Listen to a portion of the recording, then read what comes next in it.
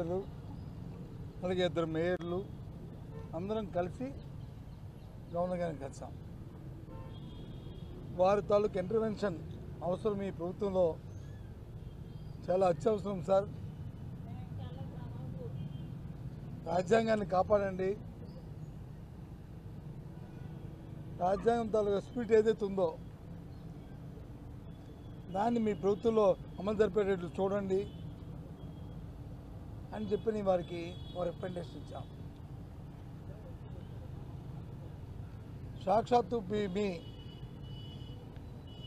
పత్రికలన్నీ కూడా చూశాయి, టీవీలు అన్నింటిలో కూడా రాశారు.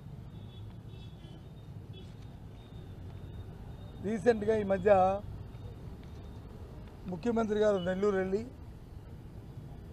గంగాధర్ నెల్లూరులో ఆయన మాట్లాడిన మాటలు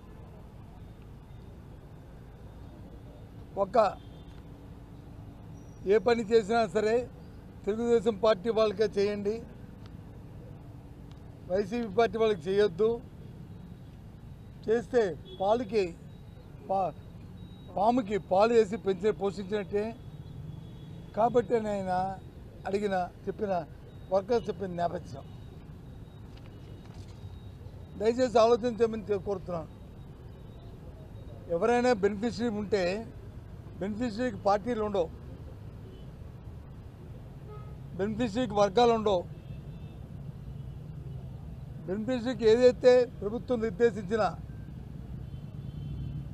పారామీటర్స్ ఏవైతే ఉంటాయో వాటి వరకే చూసి ఆ పారామీటర్స్ కానీ సరిపోతే ఆ రకంగా వారిని లబ్ధిదారుడిగా చేకూర్చడం అనేది భారత రాజ్యాంగం ఇచ్చిన హక్కు. అలా కాకుండా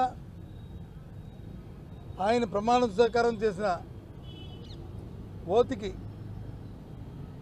దానికి వ్యతిరేకంగా చట్టాన్ని చేతిలో తీసుకుంటూ కాన్స్టిట్యూషన్ వైలేషన్కి పాల్పడుతున్నారు చంద్రబాబు నాయుడు గారు, ముఖ్యమంత్రి గారు, వారి తాలూకా క్యాబినెట్ అంతా కలిపి వారితో పాటు బ్యూరోక్రసీ మొత్తం అందరూ కూడా ఈ విధంగా వారి పరిపాలన సాగుతుంది. కాబట్టి మీ ప్రభుత్వంలో మీ ఇంటర్వెన్షన్ అవసరం గవర్నర్ గారు అని చెప్పి వారికి ఈరోజు మేమందరం విన్నవించుకున్నాం. ఎప్పుడు కూడా దేశ చరిత్రలో స్వాతంత్రం వచ్చిన తర్వాత మన రాష్ట్రమే కాదు ఏ రాష్ట్రంలో కూడా రాజకీయాల్లో ఉన్న ఏ నాయకుడు కూడా ఈ రకమైన పదాలతోని ఈ రకమైన భాషతోని ఎవరు కూడా ప్రయోగం చేస్తూ పరిపాలన చేయలే. మేము ఒకటే అడుగుతున్నాం సూటిగా, ఆంధ్ర రాష్ట్రంలో ఏ రాజకీయ పార్టీ అయినా సరే ఆ పార్టీకి ఉన్న సిద్ధాంతాల ప్రకారం ఆ పార్టీకి ఉన్న విధానాల ప్రకారం రాష్ట్రంలో ఉన్న 5 కోట్ల మంది ప్రజలకి మేలు జరిగే విధంగా పరిపాలన చేయడం అనేది ఆ పార్టీల తాలూకా లక్ష్యం. అధికార పార్టీ అయితే అది చేస్తారు, అదే ప్రతిపక్షాలు అయితే వాటిని చేయడానికి ప్రయత్నంగా ప్రభుత్వంతో అవి చేయించే ఏర్పాటును చేస్తూ వాళ్ళని ఒత్తిడి తీసుకొస్తూ చేస్తుంటాయి. అంతేగాని ఏ ఒక్కరికో ఏ ఇద్దరికో ఉన్న ఇది ప్రత్యక్షంగా ఉన్న వివాదం కాదు, వ్యక్తిగత వివాదాలు కాదు, ఇది ఆస్తి తగాదాలు కాదు, ఇది వ్యక్తిగతమైన తగాదాలు కాదు. ఇవి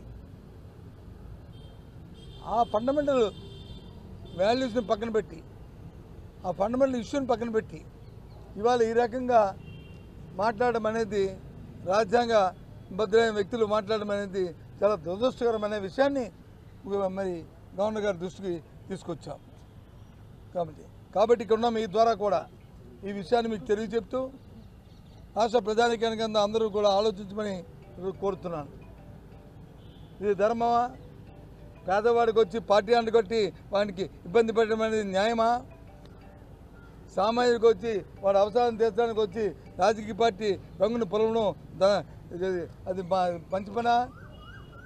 ఇది కాదనే విషయాన్ని మీ ద్వారా చెప్తూ ఏది అయినప్పటికీ ఇన్ని మాటలు చెప్పినా ఎన్ని చెప్పినా మేము ఒక ప్రతిపక్షంగా వైఎస్ఆర్సీపీ పార్టీ మా ధర్మాన్ని మేము నిర్వర్తిస్తూ ఎన్ని అయినప్పటికీ కూడా మేమే పోరాటం చేస్తూ ఈ రాష్ట్రంలో సామాన్య ప్రజల తాలూకా రైతుల తాలూకా రైతు కూలీ తాలూకా మనుగడే ముఖ్యంగా ప్రభుత్వం ఇచ్చిన హామీల్ని ప్రభుత్వం చేస్తున్న హామీల్ని నెరవేర్చే దిశగా వాళ్ళ మీద ఒత్తిడి తీసుకొచ్చి వాళ్ళ మెడలు వంచే కార్యక్రమాలు చేయించడానికి మా ప్రయత్నం చేస్తుంటాం. ఎన్ని ఆహ్వానాలు వచ్చినా ఎన్ని వచ్చినప్పటికీ కూడా మా వంతు మేము నమ్మిన సిద్ధాంతాన్ని నమ్మి మేము ముందుకెళ్తామనే విషయాన్ని కూడా మీ ద్వారా రాష్ట్ర ప్రధానికి తెలియజేస్తాం. ఏంటండి అక్రమ కేసుల గురించి ఇంతకుముందే అంతకుముందు ఇచ్చాం, చూస్తున్నాం. రోజు కూడా అక్రమ కేసులు పెట్టడం, వైసీపీ కార్యకర్తల మీద, నాయకుల మీద, యాక్టివిస్టుల మీద, లేకపోతే జర్నలిస్టుల మీద, సంబంధం లేని పార్టీ లేని జర్నలిస్టుల మీద మీ మీద కూడా కేసులు పెడుతున్న ధైర్యం చూస్తున్నాం. ఈ రకంగా చట్టాన్ని చేతిలో తీసుకుని పోలీసు వ్యవస్థతో ఏ విధంగా జూమ్ చేసి చూస్తున్నాం. ఆ విషయాన్ని కూడా గవర్నర్ గారి దృష్టికి తీసుకొచ్చాం.